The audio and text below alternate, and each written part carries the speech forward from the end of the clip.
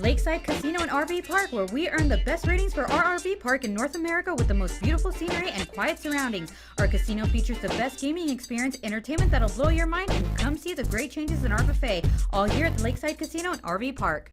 We're here at Assemblyman James Oscarson's office. He's going to give us an update about his tour with Senator Pete Gokachia at the Carpenter One Fire. We were fortunate enough to be able to, on Monday, spend some time with Rich Harvey, who's the incident commander for the Carpenter One Fire.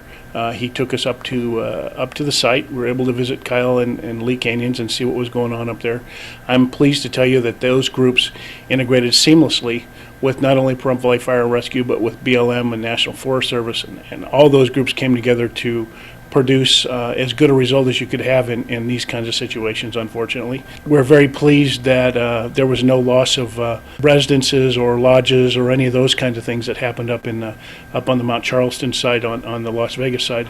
On our side, the Trout Canyon homes were protected as well. There were some things at Prospector Ranch, some buildings and a lodge that were lost, and we consider ourselves pretty lucky for that to have happened, and only very minor injuries on the fire side as far as we know so far. The restoration process starts almost immediately, actually before the fire's out. We've already had a meeting with some of the Clark County folks, Senator Gokachia and myself, talking to the USGS and other folks to see what we're going to do to mitigate some of the flooding issues that could potentially happen.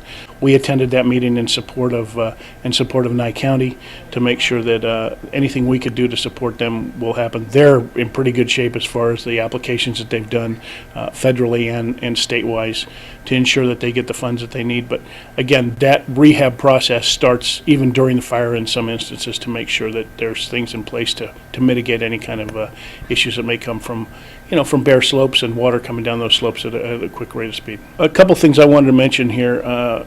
One of them is it's rewarding and very very helpful to know, and I think the people should know, the residents of these communities that have been affected by this, that there was almost a seamless integration between BLM and Forest Service and Clark County Fire Department, Las Vegas Metropolitan Police Department, Nevada Highway Patrol, Pahrump Valley Fire Rescue, and any of the other entities that have been involved in this process. Seamless. We opened the community center to them. They took over that whole area, and there was at one point in time there was a significant number of people there. They set up an entire camp at the Petrack Park area. And those are all great things. I think as we go forward, we just need to continue to be sensitive to those people's needs. I know that the Forest Service, the Red Cross, is assisting in those endeavors to make sure that the folks up in Trout Canyon who don't have a water supply system at this point, they're trying to restore that, are utilizing water, and they're taking water back and forth up there. And the Red Cross has been tremendously helpful in those efforts to them. There's one thing I want to make sure I add, and that is the integration that happened within this community with Pahrump Valley Fire Rescue, Chief Lewis, Nye County Emergency Services, Vance Payne.